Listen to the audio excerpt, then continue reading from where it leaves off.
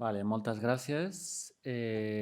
Bueno, jo soy Pablo Manzano, trabajo también para la Universidad de Helsinki y os voy a hablar un poco de, bueno, de esta combinación de valores ambientales, económicos y sociales que puede reforzar la defensa del pastoreo y que creo que es complementario con todo lo que hemos venido oyendo. Por otra parte, por desgracia María Teresa Sebastián no puede venir, entonces, bueno, yo he tuneado un poquito mi presentación, aparte de que me voy a enrollar más de lo que me iba a enrollar, que agradezco esta oportunidad. Voy a intentar cubrir un poco ese hueco en temas de adaptación, ¿no? Bueno, la primera cuestión es que la transhumancia y la ganadería móvil en general se pueden entender como un proxy antropogénico de un fenómeno natural muy importante, que es la herbivoría, y es la herbivoría de los grandes herbívoros migratorios. Esto hay ciertos trabajos, además últimamente hay una línea de investigación de bastantes grupos internacionales que muestra la importancia de estos mega herbívoros para funciones del ecosistema muy importantes como pueden ser la prevención del cambio climático, pero también otras como la preservación de la biodiversidad y de la fertilidad de los suelos. Entonces es importante definir, esta no la he traducido, perdón, pero es importante definir de qué ecosistemas estamos hablando. Y para esto podemos preguntar a Bond, pero no a James, sino a William, que es un ecólogo surafricano que desarrolló, a partir de evidencias preexistentes, desarrolló una teoría muy interesante o una evidencia muy interesante de cómo ese mundo que imaginamos verde en realidad es bastante marrón, marrón referido al estiércol de los herbívoros y bastante negro en relación al hollín que resulta de los incendios. Es decir, que el cuaternario y el final del terciario es un mundo dominado por herbívoros y por los fuegos que facilitan, y no por esos bosques interminables de la selva negra del Señor de los Anillos, ¿no? Que es un poco la idea esa que tenemos. Eso es un bosque terciario. Y eso hace aproximadamente 15 millones de años que solo es una realidad en ciertas islas y en ciertas zonas aisladas de herbívoros, como puede ser Nueva Zelanda, como pueden ser las Islas Canarias, por ejemplo, la laurisilva es un ejemplo de bosque terciario, o como pueden ser los canutos de Cádiz, que son zonas muy inaccesibles donde no llegan los herbívoros. Pero el resto, todos los grandes continentes, son lo que llama ecosistemas abiertos. Estos ecosistemas, esto lo caracteriza un biogeógrafo que se llama Whittaker en los años 70, habla de los diferentes tipos de vegetación, porque aquí, para entender esto, es fundamental la ciencia de la vegetación, ¿no? Entonces, bueno, vas a un congreso de vegetación y somos 100, yo he ido a un par, somos 100, una cosa así, en todo el mundo, la misma cara siempre, los cuatro matados, ¿no? Y nadie nos hace ni caso. Pero el caso es que esto es clave para explicar el mundo y para entender el mundo. Entonces, que tengamos una selva tropical, que tengamos un bosque templado o que tengamos una estepa fría, eso explica un montón de cosas. Y resulta que en todos estos biomas, en estos tipos de vegetación, pues hay lo que llaman la zona de incertidumbre de ecosistemas, ¿no? ¿Esto aquí qué pasa? Pues que tenemos estados alternativos del ecosistema. Podemos tener un bosque cerrado, podemos tener un bosque muy abierto, podemos incluso tener hasta un pastizal abierto, dependiendo de que pasen cosas que no tienen que ver ni con la precipitación ni con la temperatura. Tienen que ver básicamente con los herbívoros y el fuego. Y cuando ponemos esto en un mapa, que este es el gran mérito de Bond en un principio, bueno, aparte de otras cosas que ha hecho, evidentemente, resulta que estas zonas son mucho más extensas de lo que nos pensábamos, porque claro, pensamos en una sabana, que sería este tipo de paisaje, vale, en África sí, pero luego en Europa pensamos en ese bosque impenetrable. Bueno, pues resulta que prácticamente toda Europa está compuesta de estos estados alternativos del ecosistema, o lo que es lo mismo, que estos paisajes que consideramos culturales no lo son.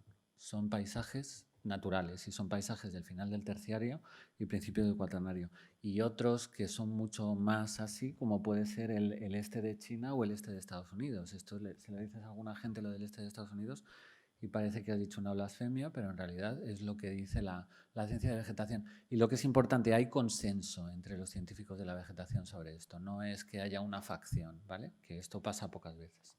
Bueno, a ver, ¿qué entendemos como un ecosistema abierto? Pues aquí os he puesto un par de fotos.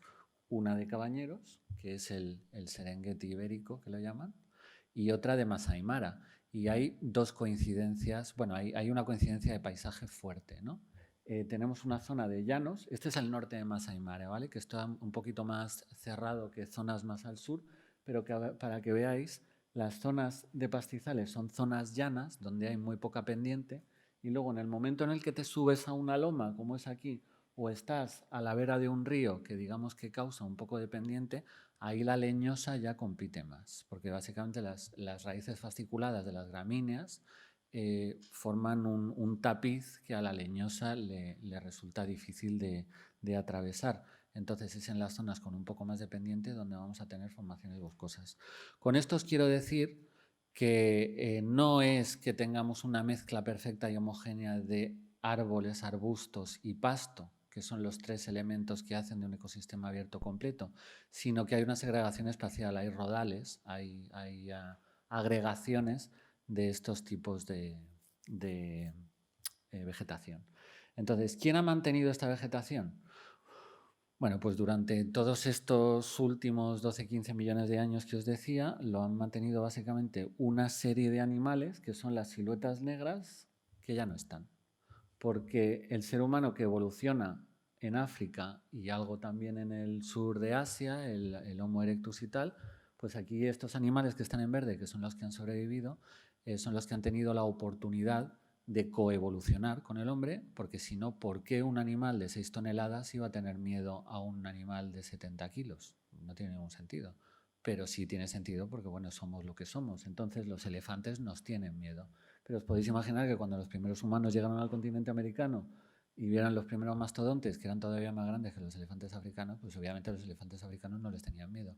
Y así al cabo de 500 años, los humanos acabaron con 35 géneros de animales, de mamíferos, en el norte de América y 50 en el sur, incluyendo 2 órdenes de mamíferos. No sé si sabéis un poco de taxonomía de animales, pero en resumen esto es una burrada.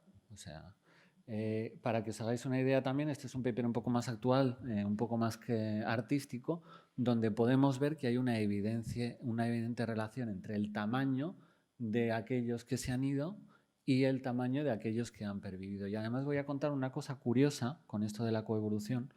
El único animal grande que ha quedado en Norteamérica es el bisonte, pero el bisonte resulta que emigra a través del estrecho de Beringia hace 220.000 años.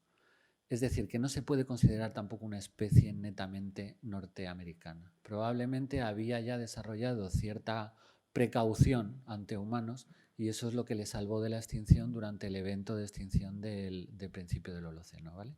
Y luego también, bueno, por supuesto Australia, que es otro caso interesante, porque bueno, en Australia solo hay marsupiales, ¿vale? Pues resulta que había un wombat, una cosa me parece un wombat, no sé si sabéis lo que es un wombat, es un marsupial que es así, pero este pesaba 3,5 toneladas y migraba, se llama Diprotodon, ¿vale? Y ese, bueno, pues también fuera, aparte de todos los canguros gigantes.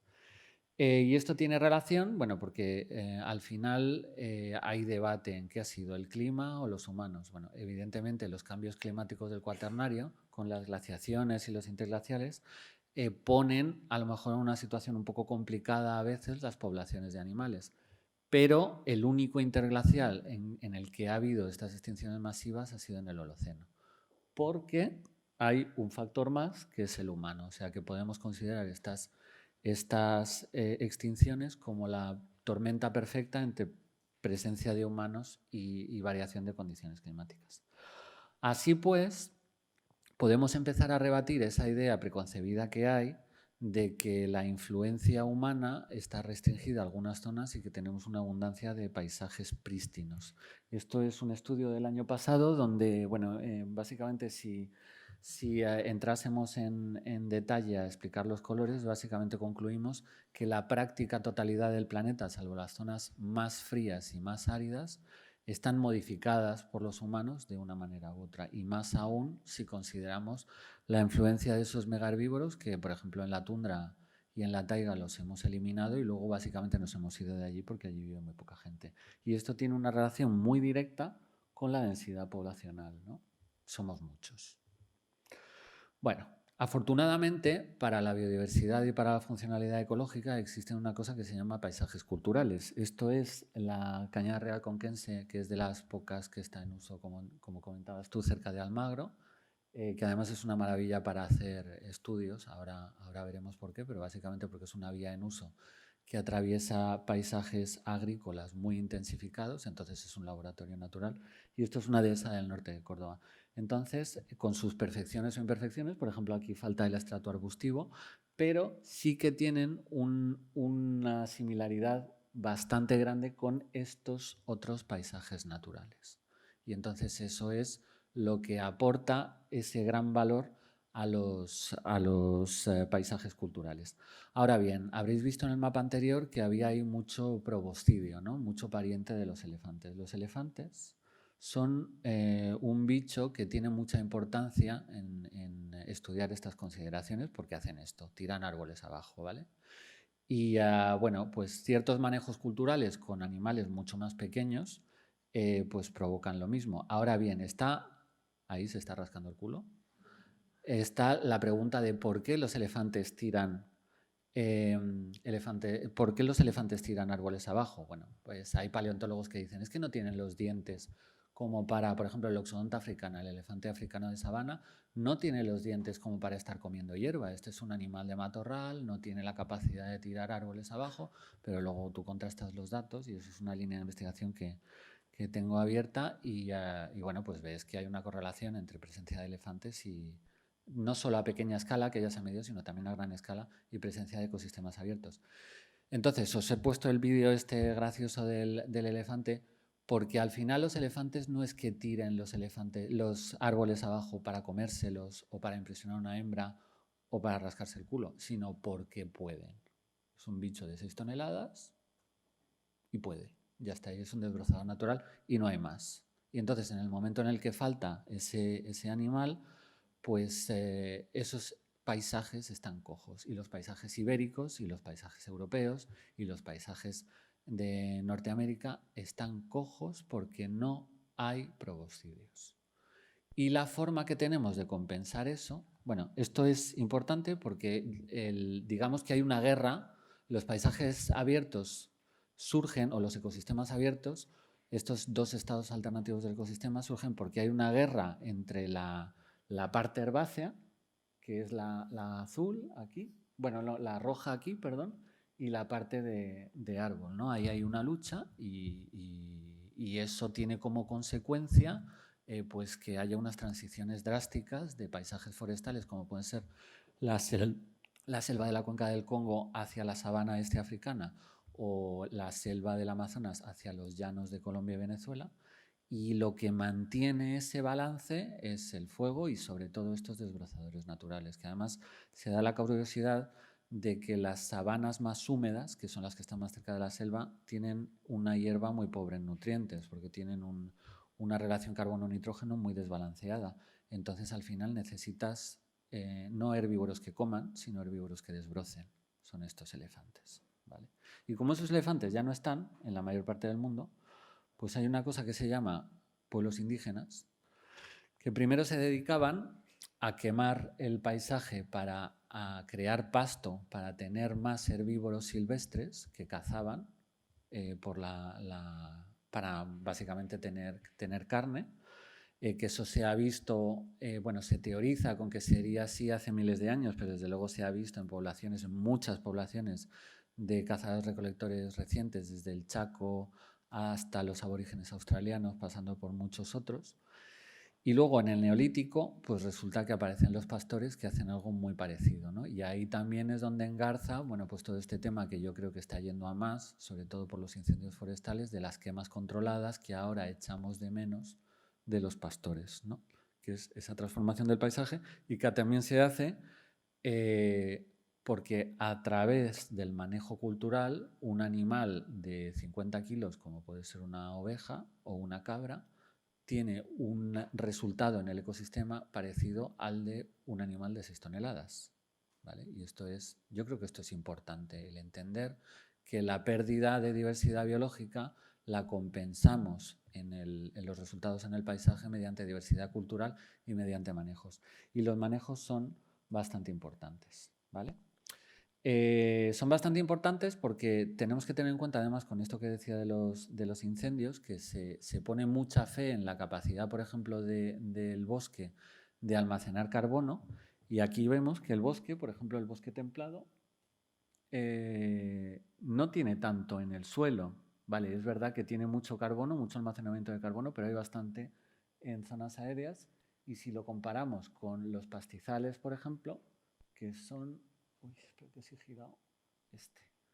Los pastizales templados tienen muchísima menos biomasa aérea, pero muchísima biomasa subterránea. En el caso, además de los templados, probablemente por un tema de descomposición de la materia orgánica, los pastizales acumulan más carbono total que los bosques. Pero, por ejemplo, en los tropicales está más repartido, pero el problema es que la biomasa aérea arde con facilidad.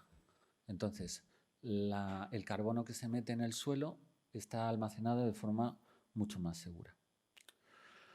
Bueno, y después de todo esto que os he contado, pues también os digo que hay mucha gente que dice, pero estos herbívoros silvestres de los que tú hablas, Pablo, estos eran pocos y contados, ¿vale? Porque hay un estudio de 2008 de un señor que se llama Anthony Barnowski, que publicó en PNAS, que dice que, bueno, que no había tantos, ¿no? Lo que pasa es que este estudio en concreto, bueno, pues este señor resulta que es colega de uno que conozco de la Universidad de Helsinki, que son paleontólogos, y dice que hizo el cálculo, como dicen en inglés, in the back of an envelope, es decir, como un cálculo, una cuenta de la vieja en la servilleta de un bar, ¿vale? Y entonces la intención de este hombre era estimular el debate sobre las abundancias naturales de herbívoros. Y en vez de pasar eso, pues todo el mundo lo cita y nadie ha revisado esto. Y nosotros, tras un poco de lucha, acabamos de conseguir que nos acepten un trabajo en una revista nueva que se llama NPJ, lo he puesto con G, pero es con J, NPJ Biodiversity, porque es Nature Partner Journal, donde en las zonas veréis que he solapado los biomas naturales con las zonas estas de Bond, estas zonas de ecosistemas abiertos. Bueno, pues resulta que en todos esos puntos analizados donde tenemos sistemas migratorios de herbívoros, sea de ahora, sea del principio del Holoceno o sea del último interglacial, sacamos unas densidades coherentes de herbívoros silvestres de mínimo 10 toneladas por kilómetro cuadrado. Esto, para que os hagáis una idea, es la densidad de herbívoros que hay en el Serengeti. ¿Vale? O sea, un montón. Y hay sitios donde más, porque también depende de la productividad de los suelos, etc. Entonces, esto básicamente lo que hace, esto es un vídeo donde hemos puesto mucho de lo que estoy comentando aquí, ¿vale? Así en plan visual. Básicamente, lo que concluimos es que esas densidades de herbívoros que se habían asumido como mucho más grandes en domésticos que en silvestres, pues no son así. Es una cosa parecida y además son buenas noticias. Cuando hacemos el número global son densidades parecidas y esto es una buena noticia porque en un contexto de crisis alimentaria en ciernes que tenemos es buena noticia saber que mediante la ganadería podemos producir la misma cantidad de productos animales que estamos produciendo ahora. Pero, y hay un pero, no como ahora, porque esto es un estudio que hicimos en la FAO donde trajeron a mucha gente, entre otros algunos ecólogos, donde empezaban a hablar de que todas estas cosas negras son cosas malas que hace la ganadería. Y efectivamente hay ganadería que da degradación del hábitat, polución de nutrientes, emisiones de gases de efecto invernadero, etcétera. Normalmente ligado con las producciones más industriales, pero no solo, también hay producción extensiva que es francamente mejorable. Pero, bueno, ya digo, había ecólogos de herbívoros ahí, yo y otra chica canadiense, que levantamos enseguida la mano y dijimos, bueno, esto le falta todo lo verde, que es que si haces las cosas bien, haces exactamente lo contrario. Y eso tiene mucho que ver con la movilidad, ¿vale? Al final, ¿por qué? Porque son sistemas, esto es un informe que hicimos resumiendo estas evidencias, aunque luego hemos sacado más cosas, ¿no? Con algunas actualizaciones, pero básicamente los sistemas móviles de ganado son los que imitan más eficientemente esos sistemas de herbívoros silvestres que os he contado. Y la movilidad pastoril, que es un poco lo que decía Dani antes, transhumancia, Bueno, aquí hay mucha diversidad, ¿vale? Y esto es un trabajo que tengo pendiente de publicar, aunque lo tengo en un servidor público. Hay muchos tipos de movilidad, ¿vale? En el mundo de movilidad pastoril. Y es una cosa bastante bonita porque además se puede sistematizar. Entonces, al final, la transhumancia, pues vendría a ser, la transhumancia, la transterminancia, vendría a ser esta movilidad vertical asociada a montañas, que nosotros estamos subdividiendo según la longitud, pero claro, ¿dónde pones el límite? 100 kilómetros es transterminancia, 101 es, o 110 y un metro es Bueno, a mí eso me parece un poco artificial, por eso te decía antes en el coche, me parece que es una movilidad vertical asociada a montañas, ¿no? Que luego además se combina con un tipo de tenencia de la Tierra de corredores establecidos, que no es una movilidad abierta, ¿vale? Eso es la transhumancia. Tienes otras muchas formas, pero al final todo responde a esa lógica, ¿no? Incluso hasta los manejos adaptativos más tradicionales, que son a corta escala, o por ejemplo sistemas de humedales bastante interesantes. Esto he tenido oportunidad de trabajar con ellos en el Chaco, que son estos sistemas de bañados, zonas que se inundan, o por ejemplo los llanos de Colombia se inundan, entonces eso no lo puedes utilizar durante medio año, pero cuando se secan te metes ahí a pastar, ¿no? Y eso en realidad es una movilidad vertical, aunque sea de pocos metros, pero es asociada a zonas altas y bajas, ¿no? Bueno, y luego uno de los revisores nos pidió que comparásemos con la densidad ganadera, que nosotros no nos habíamos atrevido porque era ya como meter demasiadas cosas en el artículo, pero a veces los revisores te lo mejoran, ¿no? Y este fue un caso. Entonces, cuando comparamos con las densidades ganaderas en esos sitios donde hemos medido cuántos herbívoros había, pues resulta que mientras que en el este de África o en el sur de África o incluso en Europa o en el este de América a nivel continental existen unas densidades de ganado parecidas a lo que sería natural, es decir, que ahí parece que tenemos una producción ajustada a la capacidad de carga del ecosistema. Luego, cuando entramos en detalle, pues por ejemplo en España, el porcino hace que tengamos muchos, lo rojo es que hay más de lo que debería, ¿vale? Tenemos mucho más ganado o bastante más ganado del que deberíamos. En Gran Bretaña no es porcino, es ovino, por cierto. Pero es un ovino al final subvencionado por insumos, ¿no? En la pradera americana, que pensamos en los bisontes, pues sí, había mucho, pero es que también tienen bastantes granjas de cerdos ahí. Y entonces también salen en rojo. Y este no me lo explico, ¿vale? Es La Pampa, no sé si es que tiene muchos insumos, porque es la provincia de Buenos Aires y Uruguay. Y os reconozco que no he entrado tan en detalle como para saber por qué sale eso. No sé si hay insumos de otras provincias o... Pero lo que también es muy interesante es que aparte de zonas del este de África, donde probablemente tengamos poco ganado porque aún hay mucha vida salvaje, luego tenemos toda la taiga, que esto hay unos ecólogos rusos, en concreto, bueno, no son ecólogos, en realidad es un geoglaciólogo que se llama Sergei Zimov, que trabaja con su hijo Nikita Zimov en hacer un parque para testar la reintroducción de herbívoros en Siberia y para revertir el derretimiento del permafrost, que es una grandísima fuente de emisiones de metano. Y esta gente lo que ha sacado es que aquí había densidades de herbívoros comparables al Serengeti en la tundra taiga. Pero defienden que este sistema, que este ecosistema que ahora conocemos como el bosque más grande del mundo, en realidad es una tundra o un pastizal matorralizado, ¿vale? O sea, esto ya es una vuelta a la cabeza que yo admito que a la gente le puede explotar un poco, pero la taiga en realidad también es un ecosistema abierto, ¿vale? Si era una estepa de mamuts como defiende esta gente, o si era una cosa más tipo dehesa, como defienden unos checos que hace poco que han sacado un paper que no lo he puesto, eso está por ver. Pero en cualquier caso, los herbívoros ahí también serían determinantes. ¿Dónde no son determinantes los herbívoros a la hora de determinar la vegetación? Pues bien en zonas muy áridas o bien en zonas muy lluviosas, donde por mucho que metas a tus desbrozadores naturales, no son capaces de abrir el sistema. Como pasa, por ejemplo, en la cuenca del Congo, que hay elefantes y sin embargo es una selva cerrada, ¿no? Que, por cierto, hay más elefantes donde se ha talado la selva y luego ha vuelto a crecer porque tiene más productividad. Eso son curiosidades. Bueno, pasando a lo que es la transhumancia aquí, que es a lo que vamos, la península ibérica tiene una particularidad climática que la hace particularmente favorable a transhumancias a distancias apreciables. Y es que tenemos la zona norte, que va desde el Pirineo hasta el norte de Portugal, con un clima atlántico de precipitaciones durante todo el año, y luego tenemos el clima mediterráneo en el resto. Y esto propicia grandes diferencias en la productividad vegetal. Tenemos una gran zona de inviernos suroccidental, de inviernos suaves y húmedos y veranos cálidos y secos, que bueno, esto es básicamente el origen de la mesta, porque en el cuadrante nororiental en realidad no es tan óptimo porque el Valle del Ebro es mucho más seco, ¿no? La particularidad que tiene, que probablemente la mesta se estableció en torno al cuadrante suroccidental,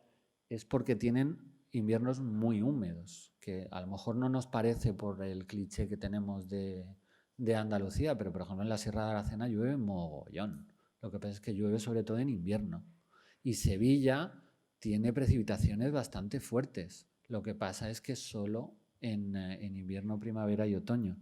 Entonces tiene una sequía estival muy acusada y además unos suelos muy magros, por cierto, propiciados por el macizo ibérico, o sea, por el macizo ibérico, no, por el macizo hercínico, perdón, que son estas antiguas montañas que fueron parte de los Apalaches, que están erosionadas desde hace 200, 300 millones de años y que hay mucho granito, son ricas en minerales, hay buen pasto, pero no hacen buen suelo porque están muy duras. Entonces no retienen agua en verano. Entonces ahí no te puedes quedar. Y la lógica, esto lo tengo que orientar para acá, ¿no? Es que ahora se ha dejado mover. Ah, no, que es que le estoy dando el que no es. Bueno, luego tienes, es verdad, luego tienes una zona central que tiene veranos cálidos y secos, inviernos fríos, o sea, una productividad vegetal muy restringida en cualquier caso, pero luego sí que tienes montañas del norte que están cubiertas de nieve en invierno y entonces ahí por mucho que caiga mucha precipitación no valen para nada, pero sí que en verano tienen esa humedad que le falta al resto del territorio. Y aparte, bueno, luego tienes la zona más norte, que sí que tiene una dinámica más como de Europa central, ¿no? De inviernos suaves y veranos frescos que hacen que se pueda producir todo el año y es ahí donde vamos a ver esos prados de siega y esos manejos más rotacionales. Total, que tenemos unas áreas productivas claramente restringidas en invierno y en verano, que son lo que propicia la transhumancia. Y eso hace que haya recorridos tanto en la zona del macizo hercínico como en la depresión del Ebro, que combinan zonas de invernada con buena productividad y zonas de veranada con buena productividad y zonas transicionales que curiosamente tienen un pico de productividad en primavera y otro en otoño, como aquí y aquí, que coincide con cuando están viajando los rebaños, cuando las están atravesando. Y eso no solo es muy eficiente desde un punto de vista de la productividad, es decir, cuando todavía no tenemos pasto en la Cantábrica o en el Pirineo y cuando ya no tenemos pasto en los Monegros o en la dehesa de Jaén, sí tenemos pasto en La Mancha o en el Somontano, pongamos, ¿no? Y es que ese pico intermedio es también un pico de dispersión de semillas. Y la dispersión de semillas es un proceso muy fundamental en biología y sobre todo en un contexto de cambio climático porque las plantas no se mueven y necesitan a alguien que las mueva, ¿no? Y ahí el rol de los herbívoros también es importante. Y aquí el dato que has comentado tú de las 5.000 semillas, eso es una cosa que habla mucho Suso Garzón sobre eso y es de mi tesis, así que me enorgullezco de que me haga esa publicidad y eso se basa en una serie de experimentos que os voy a contar. Y uno es, bueno, pues una ceba de semillas que hicimos, que fue darle a unas ovejas semillas y básicamente ver cómo y cuándo salen, ¿no? Con una especie de pañal, una bolsa recogedora de heces.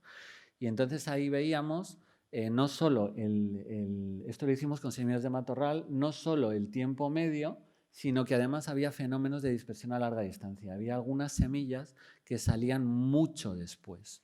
Y estas semillas es muy interesante porque son capaces de cruzar barreras biogeográficas, ¿no? O sea, por ejemplo, una planta que crezca en zonas bajas en ambas mesetas y no va a sobrevivir en lo alto del sistema central, pero sí va a ser capaz de cruzar su vida en el estómago de una oveja, ¿no? Esto se hace, bueno, viendo lo que hay, pero también cogiendo esas cagadas y germinando las semillas que van contenidas. Y aquí también fuimos capaces de establecer cómo son esas sombras de dispersión de semillas.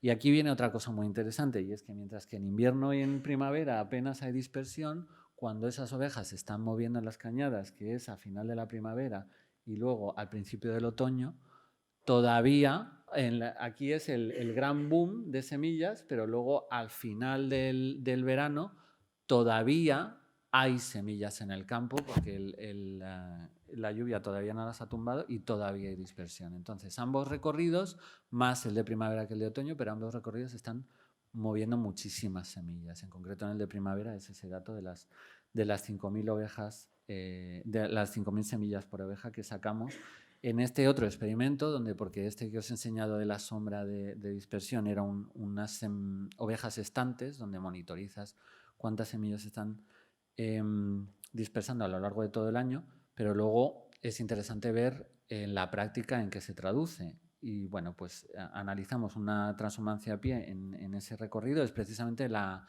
misma vía pecuaria de la que has hablado, porque me conozco el puerto de Pan de Trave, Prioro, en fin, todo eso me lo tengo pateado con estos experimentos. Y ahí, bueno, pues sacamos qué cantidad de semillas estaban dispersando, ¿no? Y los valores son muy altos porque parece ser que los rebaños están siguiendo ese pico de producción de semillas de la vegetación según pasan. Es decir, pasan en ese momento óptimo y eso maximiza la cantidad de semillas que se están dispersando y eso tiene un significado biológico tremendo. Aquí veis que hay una bajada por Villalba de los Alcores, estos son los Montes Torozos de Palencia. Esto es una cosa un poco rara porque primero son unas calizas y además justo ahí la cañada estaba en bastante malas condiciones. Entonces seguramente por eso nos bajó a en torno a 1.000 semillas por día, pero podríamos considerar que en unas condiciones naturales esto se mantiene en torno a las 5.000. ¿Vale? Y luego además un dato muy interesante es que cuando uno compara las semillas que hay en el estiércol con las de la vegetación circundante, está viendo que las ovejas son capaces de estar introduciendo nuevas especies en la comunidad vegetal, que de cara al cambio climático esto es fundamental, ¿no? A lo mejor esas semillas todavía no se pueden establecer porque no han llegado las condiciones climáticas oportunas, pero tal y como va esto, pues en cuestión de pocos años lo van a poder hacer.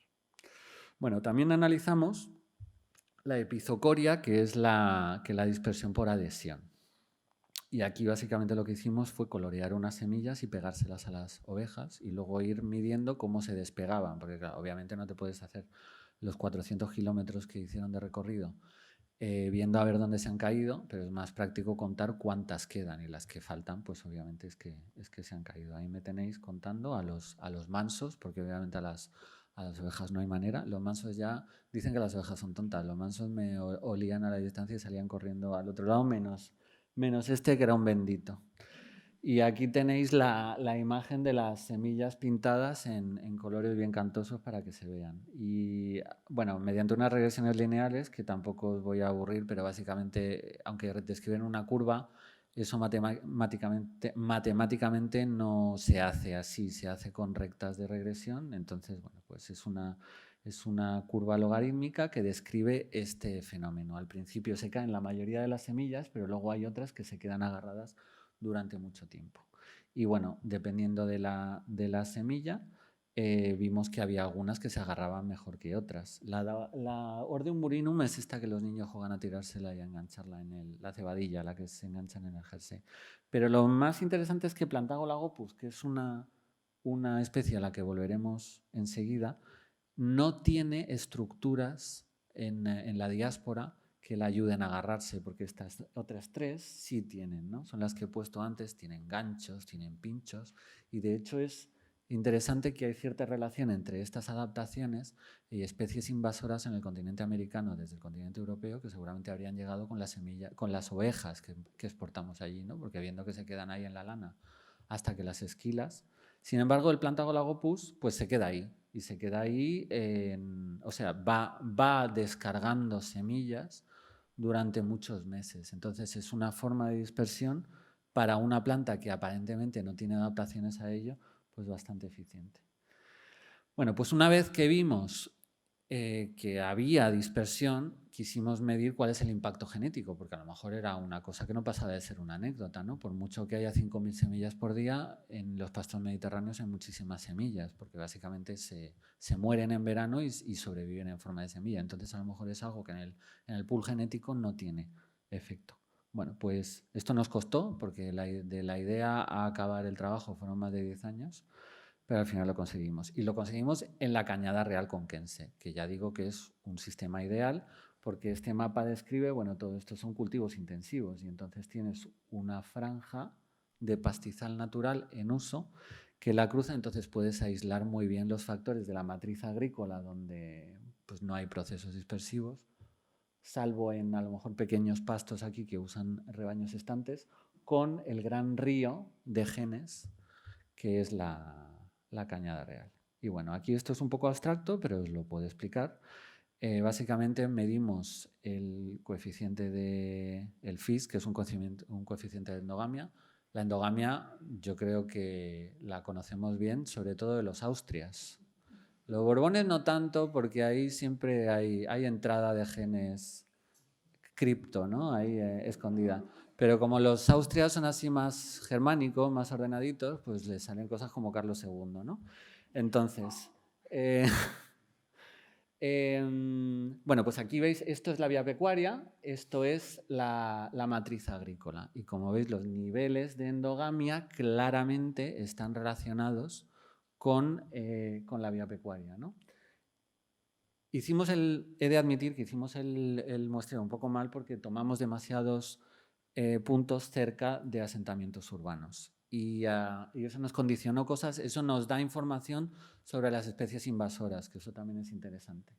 Que eso voy a pasar aquí, que es más de dispersión. Pero bueno, aquí básicamente lo que vemos es que la cañada tiene muy poca endogamia y esto tiene que ver con la polinización, no tanto con la dispersión, porque luego hay otros trabajos que muestran que la cañada es muy buen reservorio de polinizadores. Y esto es tremendamente interesante, porque resulta que cuando tenemos un pasto aledaño a la cañada, no mantiene también poblaciones de polinizadores como la cañada en sí. ¿Por qué?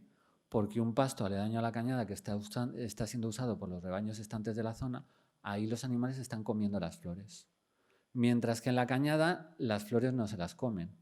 Las flores se quedan ahí produciendo sus semillas y luego el día que pasa el rebaño se come las semillas y las dispersa, que es este efecto que vemos aquí, que hay mucha más dispersión en la cañada que en la matriz agrícola. Lo que pasa es que donde hay más dispersión es en los asentamientos urbanos, por los coches, por la gente. No hay polinizadores, pero sí hay mucha dispersión, que eso explica mucho de la biología de las especies invasoras, ¿no? Esto es un poco una distorsión de la transhumancia, que es de lo que estábamos hablando, aunque biológicamente es interesante. Pero el resultado es que tenemos un paisaje funcional donde, aparte de esa dispersión elevada en asentamientos, luego tenemos un uso tangencial de los pastos que hay por ahí por rebaños residentes que no favorecen el intercambio genético, pero el ganado móvil sí que está optimizado para los intercambios de polen y para la dispersión de semillas. Y esto es muy importante. ¿Por qué? Porque en el contexto en el que estamos ahora, es verdad que hablamos muchas veces de que la transhumancia a pie no es muy realista y que lo que mola, bueno, lo que mola no, pero lo que es realista, lo que mola es la transhumancia a pie, pero la que es realista es la transhumancia en camión. Bueno, indudablemente la funcionalidad ecológica fuerte la aporta la transhumancia a pie. Y además, cuando nos hablan del rewilding, seguro que habéis hablado del rewilding, de meter bisontes. Yo me pregunto, ¿cómo vas a hacer a una manada de bisontes cruzar esto? Y bueno, sin muertos, ¿no? Eso ya es otra cosa. Y yo no digo ya elefantes, que en África sales al campo y tienes que ir con un guarda armado. Por los elefantes, no por los leones, por los elefantes. Sin embargo, la transhumancia obviamente es la mejor forma de mantener estos procesos ecológicos que, insisto, han tenido lugar los últimos 12-15 millones de años y probablemente no nos podamos permitir perder. ¿Vale? Además, lo bonito de las vías pecuarias es que tienen una estructura fractal, que se llama en matemáticas y en ciencia. Fijaos que esta es la red primaria y la secundaria de vías pecuarias de España, que están incluidas tanto las cañadas reales de la Mesta como las carreradas y las cabañeras del Reino de Aragón. Y hay una provincia aquí que está en blanco, pero cuando hacemos zoom, resulta que está totalmente cubierta de vías pecuarias por la red terciaria y la cuaternaria. Con lo cual, si recuperamos una ganadería móvil, que era en la que hablaba en esas comparaciones de los herbívoros silvestres y los domésticos, si queremos una ganadería sostenible, productiva, tiene que ser móvil, y en eso también voy a ir ahora, necesitamos recuperar las vías pecuarias, pero es que son buenas noticias, porque eso va a significar una recuperación de procesos ecológicos funcionales fundamentales y que no podemos perder. Entonces, bueno, esto tendrá que ser los consumidores, tendrá que ser desde luego muchísimo la política, pero esto es el futuro. También perdemos arbolado si dejamos de hacer la transhumancia a pie y la hacemos en camión. Esto es un estudio que se hizo también en la Universidad Autónoma, donde mostraban que cuando los rebaños en camión pasan un mes más en las fincas de Jaén, rascan un poquito más la finca y se acaban comiendo los brinzales, y entonces deja de haber regeneración de arbolado. Eso también se ha observado, por ejemplo, en muchas fincas de holístico, que tiene una regeneración de arbolado muy buena, precisamente por dejar descansar y por dejar que esas cohortes de árboles se restablezcan. Luego también es importante decir que la coexistencia con la vida salvaje, ya que hablábamos de rewilding, es posible. Incluso hay estudios en África que hablan de hasta facilitación. Hasta cierto punto, ¿no? Porque es cierto, o sea, nosotros también en nuestro grupo estamos manejando evidencias de que, bueno, algo de competencia, o sea, sí que hay bastante competencia, pero lo importante es que no hay extinciones. Es decir, ¿alguna vez os habéis pensado por qué la BBC siempre va a Kenia o a Tanzania a rodar los documentales? ¿Por qué está ahí la gran fauna salvaje africana? Pues tiene una explicación socioeconómica, y es que en el oeste solo hay... El este de África tiene una latitud ecuatorial, entonces el monzón pasa dos veces. Hay una estación corta de lluvias, hay una estación larga seca, larga de lluvias y corta seca, ¿vale? Como hay dos y se reparten durante todo el año, los camellos, las cabras, las vacas, muchas veces, dependiendo de la raza, no se llegan a secar. Entonces eso hace que esas razas sean competitivas. Esa producción lechera básicamente es competitiva frente a la agricultura, cosa que no pasa en el oeste de África. Entonces el oeste de África está llena de sistemas agropastoriles, donde el ganado va al norte, eso sí que es una transhumancia también, no es vertical, pero es transhumancia, va al norte a los pastos secos durante la estación de lluvias, pero luego vuelve a forrajear en los barbechos, ¿vale? Y además fertilizarlos. Pero eso en África del Este no pasa. En África del Este hay muy poca agricultura porque la ganadería, el pastoreo, ha sido económicamente muy competitivo. Y a resultas de eso tiene conservados grandes rebaños de herbívoros silvestres. Porque cuando aras, se acabó. Pero cuando no aras, pues hay coexistencia. ¿Que no hay tantas jirafas como podría haber? Pues a lo mejor. Pero sigue habiendo jirafas, no se extinguen. ¿Vale? Bueno, ya veis que estoy metiendo aquí consideraciones que van más allá de lo ecológico, y me estoy metiendo en fregados que, pese a que yo soy ecólogo, pues al final he trabajado en organizaciones internacionales y no he tenido otra que salir de lo que es puramente los recursos naturales, la transhumancia. Esto también es transhumancia, ¿eh? Se acaba la hierba aquí, pues transhumancia vertical. Eso es en el norte de Kenia. Las relaciones sociales son importantes. Es impresionante cómo los pastores africanos han adoptado la telefonía móvil, e incluso ¿pagáis alguno con Bizum? A ver, levantad la mano quienes pagáis con Bizum. Pues casi todos, ¿no? Bueno, pues eso se inventó en Kenia y se inventó en zonas pastoriles de Kenia, porque la gente enviaba al pueblo dinero, pero es peligroso, te le pueden quitar, no sé qué, pues enviaba crédito del móvil, y a raíz de ahí, bueno. Y luego estrategias económicas, ¿no? Ahora hablaré de las vacas de cuernos grandes, pero obviamente el ganado está en el centro de las estrategias económicas, pero también la transformación. Y esto al final acaba provocando estrategias que son resilientes o no son resilientes. Me gusta esto de las pelotas porque es bastante gráfico. La resiliencia no es que no haya cambio o que seas rígido, sino que no haya ruptura del sistema, ¿vale? Y en esto hemos hecho un trabajo, que es el que te he pasado antes, en el que creemos que la forma de entender esto es analizando recorridos de sociedades pastoriles. Y para esto no hay otra que mirar al pasado, ya sea al pasado reciente o al pasado más lejano, porque creemos que comparten eh, cosas comunes de crisis, ¿no? De crisis que se pueden evitar si aprendes de otros sistemas pastoriles. Y aquí, bueno, pues hay un ejemplo del norte de Kenia, de Escandinavia y de Mongolia. Cómo hay cosas, hay transiciones de una economía y de una sociedad y de un medio ambiente mediado por unas condiciones más, podríamos decir, más primitivas o más antiguas, y en esa transición tienes mucho peligro de entrar en dominios críticos donde vas a perder cosas clave, ¿vale? Y voy a dar un ejemplo concreto, ¿no? Bueno, normalmente esto es lo que pasaría. Por ejemplo, es lo que ha pasado en muchas zonas europeas, donde primero hubo una caída del rendimiento de la ganadería extensiva, que luego a lo mejor se ha compensado con subsidios a razas locales, a yo que sé, pago de agroambientales, estas cosas. Y luego también, bueno, pues ha habido problemas de manejo, ¿no? Que se ha entrado en manejos insostenibles, por ejemplo, pérdida de movilidad del ganado, provisión de piensos que facilita la degradación del suelo, pero esto también se consigue corregir un poco. Pero no se ha hecho caso al abandono masivo de las mujeres de las zonas rurales. Entonces, por mucho que tú corrijas esto y esto, al final el sistema te colapsa. Porque esto es una cosa que ha pasado después, que has dicho, bueno, esto va bien cuando esto va fatal. Y entonces tú actúas aquí, pero crack. Y esto pasa, o sea, por ejemplo, en Escandinavia, todo el sur de Finlandia y toda la mitad sur de Suecia, los ambientes seminaturales de pastos, que los llaman seminaturales, bueno, ya os habrá quedado claro que yo no los considero semi, yo los considero enteros. Están en peligro crítico de extinción o de colapso en la lista roja de los ecosistemas de la UICN. Y bueno, como os decía, las actuaciones suelen ser unisectoriales y consiguen poca cosa y desde luego no te alejan de la zona crítica, ¿no? Y tienes, bueno, pues se te rompe el sistema.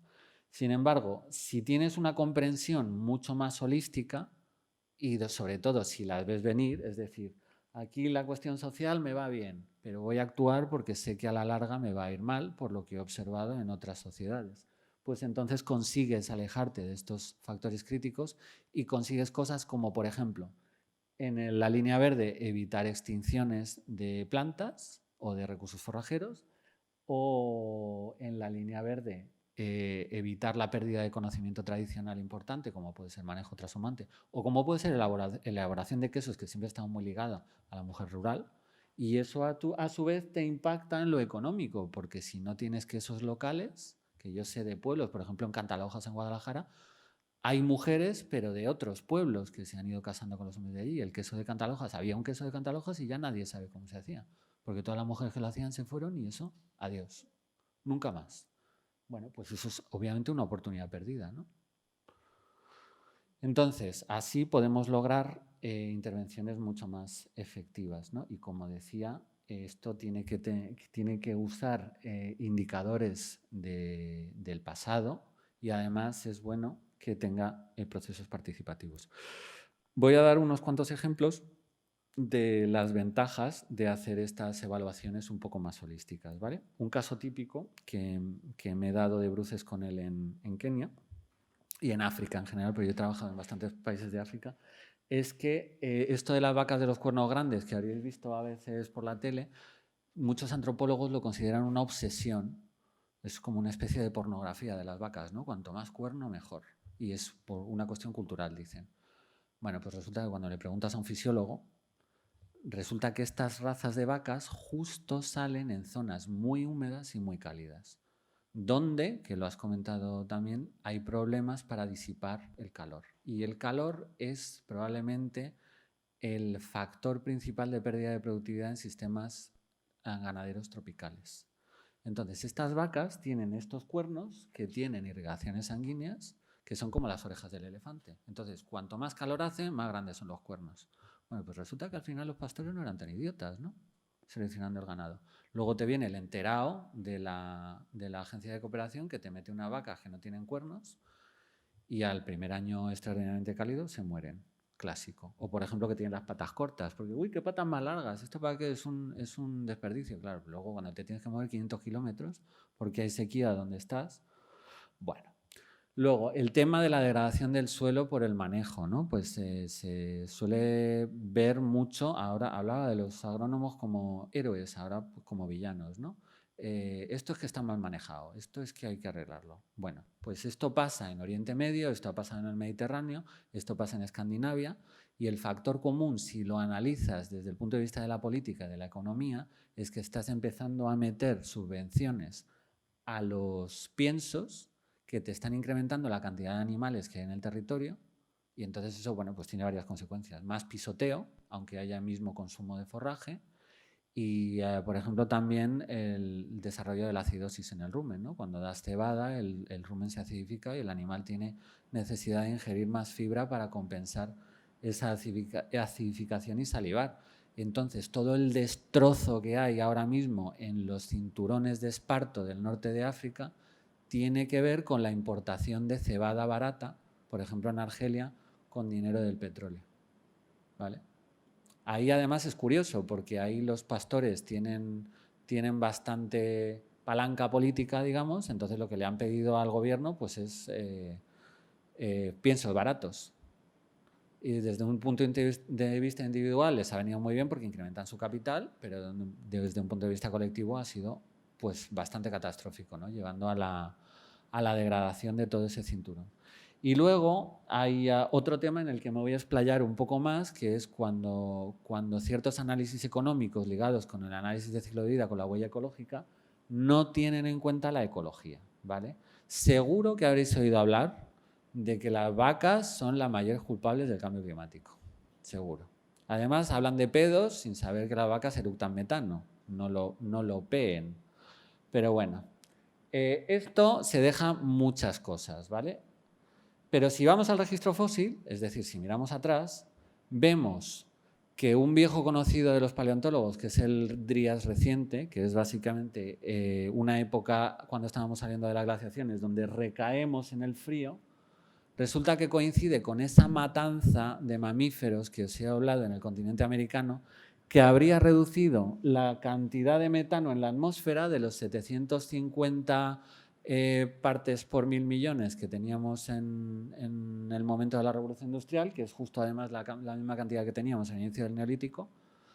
Ese es otro pastel que no voy a abrir ahora, otro melón que no voy a abrir ahora, pero baja a menos de 500. Estos son todos estos herbívoros que faltaban y ese metano que se dejó de producir y que enfrió el planeta. Es decir, el metano es cierto que calienta el clima. Ahora lo calienta de forma natural. Vamos, que lo del Drías no tuvo maldita gracia. La cuestión es cuánto de esas emisiones de las vacas es natural o no. En este mismo paper, Felisa Smith, que es una, por cierto, que me enteré ayer que tiene madre española, aunque no se atreve a hablar español, pero es una profesora de la Universidad de Nuevo México, que hizo estos estudios tan interesantes.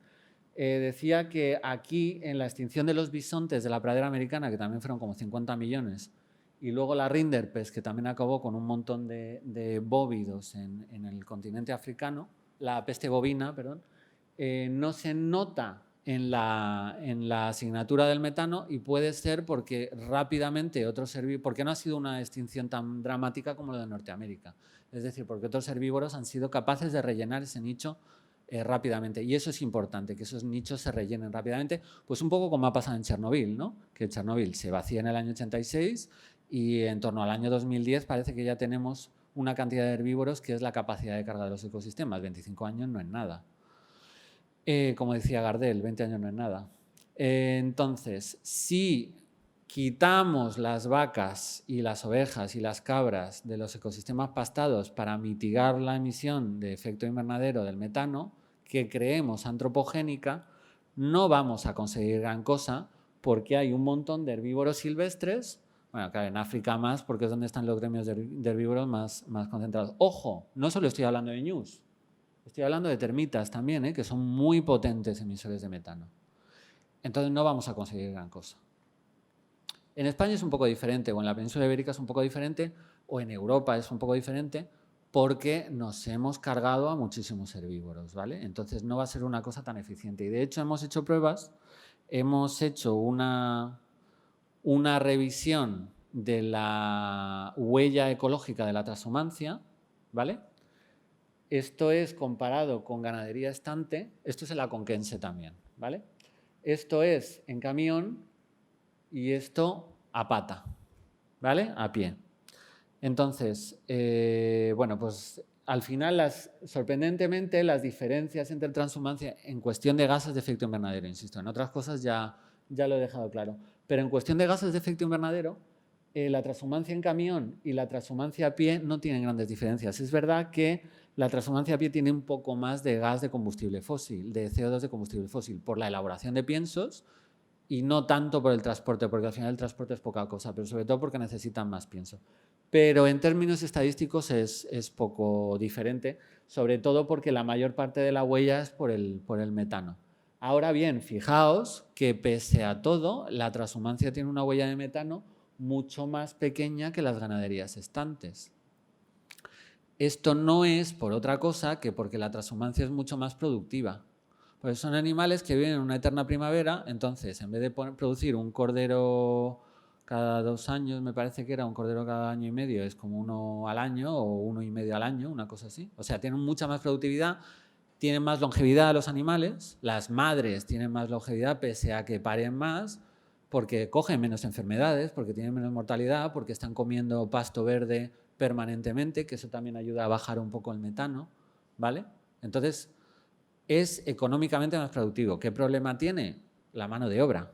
Por eso se ha abandonado. Pero lo que es en productividad no cabe ninguna duda de que la ganadería móvil es más productiva, ¿vale?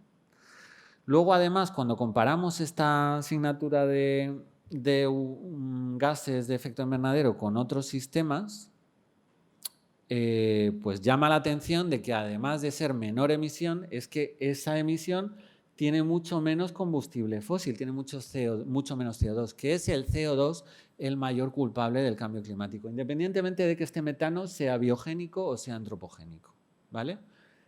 Además, bueno, esto está tomado de la tesis de Raymond Ripoll, pero además esta comparación no es muy justa, porque en realidad esto tendría una huella mayor, lo que pasa es que los intensivos los alimentaron con subproductos que tienen, por alocación económica, tienen una huella menor, ¿vale? Esto para la gente que sepa de análisis de ciclo de vida. Los demás entiendo que no me entendáis, ¿vale? El caso es que cuando juntas todo esto y luego lo comparas con lo que sería el nivel de base natural, que en nuestro caso hemos seleccionado Cabañeros porque es el único sitio que vemos en la península que tiene un sistema completo donde los herbívoros coman durante el verano y durante el invierno, porque van de lo que contaba en la foto, ¿no? Van de la raña al pasto y vuelta, y tiene unas densidades altas de herbívoros por eso. Pues resulta que tienen un valor de huella de carbono un 30% más bajo que las producciones más intensivas, que son las que se dice que son las más eficientes y las que tienen menos huella de carbono. Bueno, según nuestro estudio, no es así. Lo que emite la producción animal que emite menos carbono es la trashumante, ¿vale? Sin duda. Además, hay otra cosa con lo de Cabañeros, por cierto, que no lo he dicho, y es que esto tiene que ver con una cosa que voy a explicar ahora, porque es un aprendizaje del Serengeti. Ojo que Cabañeros te dice, no, pero es que no es un sistema natural porque no hay depredadores. Bueno, no es un sistema natural porque son 400 kilómetros cuadrados, para empezar, en vez de ser los 50.000, 60.000 que deberían ser. Pero además es que lo natural es que los herbívoros migratorios, su densidad no esté determinada por los depredadores, en contra de lo que nos cuentan. ¿Por qué? Porque los depredadores hacen territorios fijos, mientras que los herbívoros se van moviendo.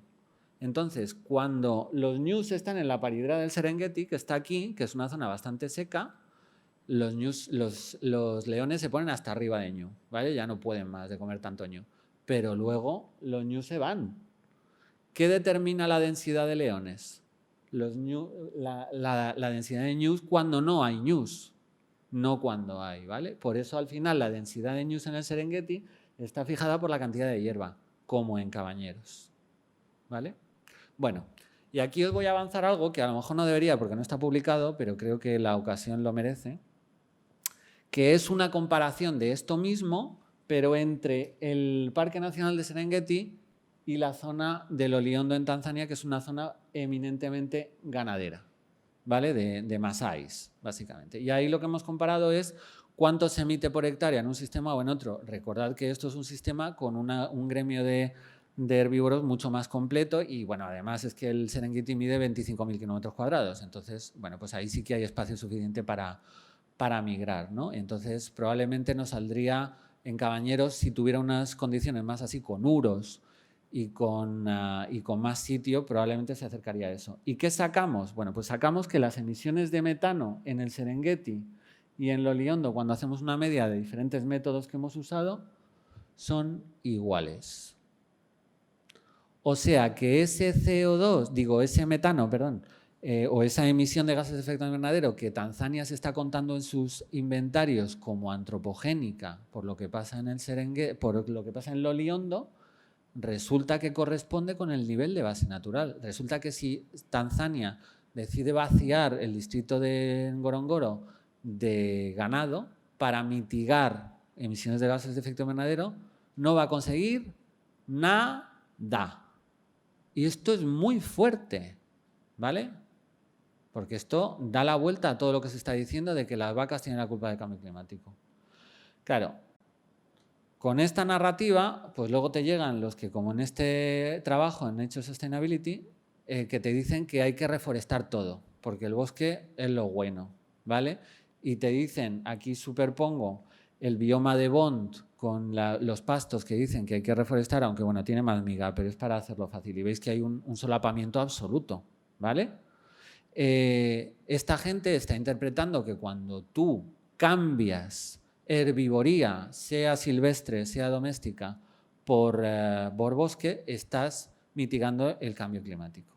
No tienen en cuenta los incendios, que esta biomasa aérea se va, este carbono que fijas en la vegetación se va en cuanto te caiga un rayo, que eso puede pasar el año que viene o puede pasar dentro de 50, pero a efectos de biosfera es lo mismo, es un carbono que no te puedes contar y no tiene en cuenta esa mayor fijación de carbono y más segura en pastizales. Pero a mí me da un poco la sospecha, porque cuando analizas lo que pone en este trabajo, pues ves que hablan de emisiones de CO2 fósil que te puedes permitir. Y eso beneficia, bueno, eso tiene unos claros beneficiarios, ¿no? Que son quien está ganando mucho dinero con esto, que son las petroleras, son las aerolíneas, es la industria de la automoción.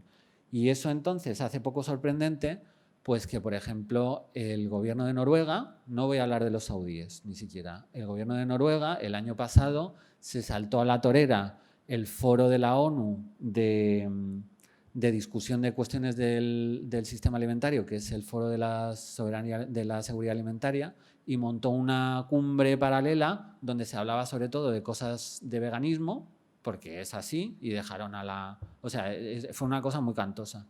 Y resulta que luego veías y lo había pagado Noruega, que es quien está forrándose a vender gas natural y en menor medida petróleo al resto de Europa, ¿no?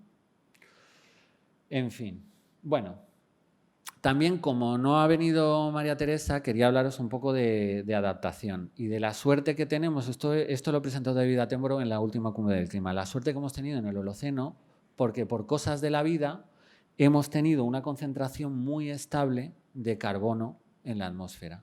Puede que haya sido por las actividades humanas que han compensado procesos naturales, puede haber sido porque el Holoceno es un interglacial raro, porque normalmente los interglaciales tienen mucha más variabilidad. Eso probablemente nos ha permitido construir la civilización, porque somos realmente malos a la hora de enfrentarnos con los cambios climáticos, ¿vale? Sube el mar, Pues Barcelona, La Porra, por poner un ejemplo, ¿no? La casa de Messi en Castelldefels, adiós, ¿no? Que está a nivel del mar. Bueno, y ahora estamos haciendo el tonto, porque estábamos como a 280 y de repente de placa no se entiende muy bien. Bueno, entre las formas modernas de producir alimentos, ¿cuál es la que tiene más capacidad de adaptación? Bueno, pues en países de desarrollo se sabe muy bien, ¿no? Estas formas de producción móvil, este es un paper de Ian Skuns, que no, perdón, que no he puesto la referencia, donde la productividad es una prioridad. Esas formas de productividad móvil con ganado se sabe que son más productivas y que por eso se conservan, porque no tienen insumos tampoco, porque no tienen un sistema dopado con la energía fósil como tenemos nosotros. Cuando vemos cómo va esta cosa de los cambios climáticos es un poco aterrador. Esto es hoy en día como es la vegetación en África, ya que os he hablado un poco de biomas, ya os tengo un poco preparados. Esto es como era hace 14.000 años, que era cuando todavía era la época de la glaciación. Mucha menos agua en la atmósfera, un monzón mucho más débil. Bueno, pues básicamente los bosques ecuatoriales los tenías restringidos a muy pocas zonas, ¿vale? Y tenías mucho más desierto del Sáhara y muchísima sabana. Y bueno, luego estamos calentando el clima. Parece que esto solo va a ser sequías, ¿no? Ojo, que también puede ser que llueva más y eso no tiene por qué ser bueno. Porque fijaos lo que pasó en el Sáhara hace 7.000 años, en el subpluvial onocénico, que hacía un poquito más de calor, hacía 2 grados más, que por cierto es ese límite del que habla el IPCC. Fijaos que había un lago Chad que llegó a ser más grande que el mar Caspio. En la cuenca del lago Chad ahora viven como 60 o 70 millones de personas. 60 o 70 millones de desplazados. Desplazados seguro, porque es que van a estar bajo el agua. A no ser que inventen las agallas, no hay manera. Y luego, bueno, sí, el Sáhara se va a convertir en una sabana, pero veremos a ver si tenemos la adaptación para aprovechar eso. Si conservamos sistemas de ganadería móvil, sí. Si no, no. Esto es entrando un poco más en este tema. Y la adaptación, bueno, pues ya os he contado que muchas veces se busca tener vacas gordas en vez de tener vacas adaptables con cuernos largos, patas largas, que pueden disipar bien calor, un poco 2D, veis que son vacas un poco 2D, ¿no? Así para disipar bien el calor. Que viene a ser pues como que te entre por los ojos el Ferrari y que luego tengas que ir por una pista forestal con el Ferrari. Bueno, pues el Ferrari acaba como acaba. Más bien te interesa el 4x4, ¿no? Y por desgracia, pues las inversiones suelen ir a los Ferraris. Hablando de este tema de las crisis alimentarias, no sé si conocéis qué es el proceso Haber-Bosch, pero es el proceso por el que utilizamos energía fósil para fijar el nitrógeno que está en la atmósfera. El aire sobre todo es nitrógeno, la parte de oxígeno es menor. Entonces sacamos el nitrógeno de la atmósfera y lo convertimos en formas que nos sirven para fertilizar. En el siglo XIX había una crisis brutal, pero brutal, de fertilizantes, hasta el punto que esa matanza de bisontes de la que he hablado no quedan huesos, porque todos se limaron para fertilizar campos. Y en el siglo XIX éramos 1.000 millones de personas. Ahora, gracias al proceso de Haber-Bosch, que por cierto primero se inventó para gasear gente, pero luego se vio que se podía utilizar para algo más productivo, pues ha producido que seamos 8.000 millones y contando, que llegaremos parece ser que a 10.000. ¿Cuánta población podemos alimentar con productos agrícolas sin el proceso Haber-Bosch? Porque yo ya os he explicado que la ganadería, si hacemos cambios con cabeza, podemos cubrir lo que estamos produciendo ahora. Pero ¿cuánto grano podemos producir sin nitrógeno del aire? Estamos fastidiados. Luego, además, hay un elemento importante que es los micronutrientes, ¿no? Cuando están hablando de esta sustitución de dietas y tal, están hablando de que si tantas calorías, que si tanta proteína. Bueno, esto es como un juego de ordenador con las pantallas. Cuando hemos pasado la pantalla a las calorías, porque ya se ha visto que las calorías vacías no van a ninguna parte, empezaron con las proteínas. Y ya con las proteínas se ve que depende de lo bioasimilables que sean y luego de los micronutrientes. Por ejemplo, el hierro, ciertas vitaminas, etcétera. Esto es de un paper que hemos sacado hace poco, que está en acceso abierto y que tiene, bueno, pues diagramas como este que son bastante explicativos, ¿no? Pero luego también es llamativo esta fijación sobre las dietas cuando incluso en el supuesto de que pasásemos a una dieta vegana o vegetariana Esto tiene mogollón de trampas, ¿vale? Porque aparte de lo del nivel de base de emisión de metano que os he contado, es que mucha de la agricultura hoy en día se fertiliza con ganadería, o sea que son procesos inseparables. Y por ejemplo, una dieta vegetariana es un poco una memez, porque tú para producir leche, que por ejemplo en la India, toda la gente que es vegetariana, que hay muchísima gente vegetariana, sobre todo al oeste del país, se alimenta de leche, pero necesita preñar a las vacas. Y luego, bueno, pues parece que los terneros desaparecen por ciencia infusa. Pues no, luego la India es uno de los mayores exportadores de vacuno del mundo. Y luego también tiene 200 millones de musulmanes, ¿no? Que es el segundo país en musulmanes del mundo que sí comen vaca. En fin, hay muchas trampas con esto. Pero incluso con todas esas trampas, resulta que la reducción, el cambio de dietas no provocaría un cambio tan grande en las emisiones de gases de efecto invernadero porque, bueno, pues nuestras construcciones, nuestros transportes, sobre todo los coches, la forma en vestir, la forma en consultar información, esto tiene muchísimo impacto, ¿vale? Este trabajo está en abierto, ¿vale? O sea que lo podéis, además está en Creative Commons, o sea que podéis hacer lo que os dé la gana con él, copiarlo hasta la muerte. Sabemos también que en estas evaluaciones hay problemas, por ejemplo, con los inventarios. Durante mucho tiempo se ha sobreestimado el óxido nitroso, que es un gas de efecto invernadero que es el más importante después del CO2 y el metano. Se le ha echado una culpa exagerada a los sistemas pastados. Ahora se sabe que eso no está bien calculado básicamente porque eso viene del estiércol, de cuando hay mucho estiércol que no es procesado por las bacterias, pero cuando la densidad es baja con los sistemas extensivos, pues eso se procesa y no hay problema.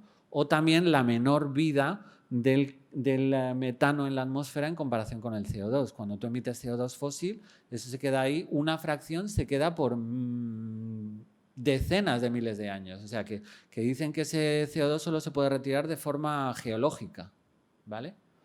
Mientras que el metano al final acaba oxidado a CO2 biogénico. Bueno, si es metano del gas natural no es biogénico, entonces es un añadido de CO2.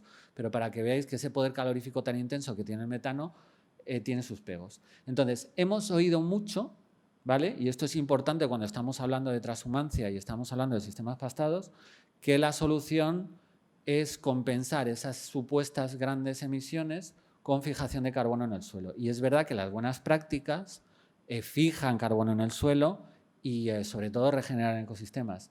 Pero aquí hay cierta discrepancia entre algunos científicos, pero en general el suelo se supone que funciona como una esponja. Hay científicos que dicen que se puede crear suelo ex novo, ¿no?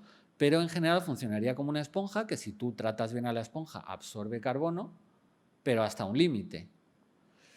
Y cuando dejas de tratarla bien, pues lo pierde, ¿vale? Entonces, no es una panacea. Y esto ha sido un intento de, digamos, de justificar esa bondad de los sistemas pastados. Y luego también ha habido intentos un poco más burdos, que yo aquí tengo una crítica a algunas organizaciones ambientales, porque o sea, saben intuitivamente tú puedes saber que la ganadería extensiva y la transhumancia y la ganadería móvil no tiene culpa del cambio climático porque el cambio climático tiene 200 años y la ganadería tiene 10.000. Ahora, ¿cómo lo justificas? Bueno, pues esta gente dice, voy a hacer una regla de 3 con las emisiones de gases de efecto invernadero y la abundancia de ganadería industrial. Y hacen la regla de 3 y les sale que la ganadería industrial es la que emite más. Bueno, pues no, porque para empezar los cerdos apenas emiten metano, ¿vale? Tienen muchísimos problemas, pero ese no es el discurso que nos interesa. Tenemos que ir, y perdón por hablar de mi libro, a este tema de las emisiones de base, ¿vale? Bueno, tenemos algunos vídeos que creo que os pueden resultar interesantes así de divulgación, ¿vale? El que os he comentado antes, que ahora os enseño la portada, y este es uno que hicimos antes para la COP que se celebró en Madrid, esa que no se pudo celebrar en Santiago de Chile y al final se celebró en Madrid, intentando explicar estas cosas un poco en detalle y sobre todo que lleguen al público en general, porque yo creo que al final esa es la parte más difícil, ¿no? Que esto se asuma, por ejemplo, que la gente deje de entender que las vacas son nefastas para el cambio climático, al menos las extensivas, al menos las transhumantes, y que la gente deje de entender que el bosque es lo mejor del mundo, ¿vale? Y de salir de esas ideas preconcebidas que no dejan de ser curiosas en lo que es un simio de sabana, que es lo que somos nosotros. Todos los simios viven en el bosque, menos nosotros que vivimos en la sabana, y parece que le hemos perdido el cariño a la sabana, ¿no? Bueno, este es el otro vídeo que os decía. Aquí me ha quedado, porque se me ha ocurrido tarde, con esto de que me habéis dado más tiempo y tal, aquí quería haber metido un factor social más, que es esto de las percepciones. Y es que hablando de la transhumancia, a mí me resulta muy triste oír tanto de los transhumantes de la Conquense como de los transhumantes de la Sierra de Segura, que hoy por hoy el cordero transhumante no se vende bien, porque sabe demasiado. ¿Vale? Y entonces, pues por ejemplo, la gente de la Segureña lo está metiendo en sala de engorde un mes para que pierda ese sabor. Y yo no sé si os acordáis de un vídeo que hizo Justicia Alimentaria Global que llamó a... Sí, está, porque me quedan 2 diapos, así que esto ya es rollo. Que grabó Joaquín, ¿cómo se llama? El humorista. Joaquín Reyes con Carlos Areces, y que se vestían de tomate.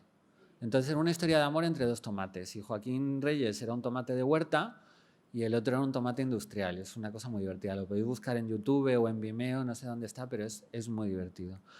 Y entonces el tema es que esto del cordero transhumante se parece mucho a lo de los tomates. Es como si llegamos a un punto en el que el tomate de huerta, el tomate de invernadero perfectito, pero que no sabe a nada, al final es el que nos gusta porque el de huerta sabe mucho.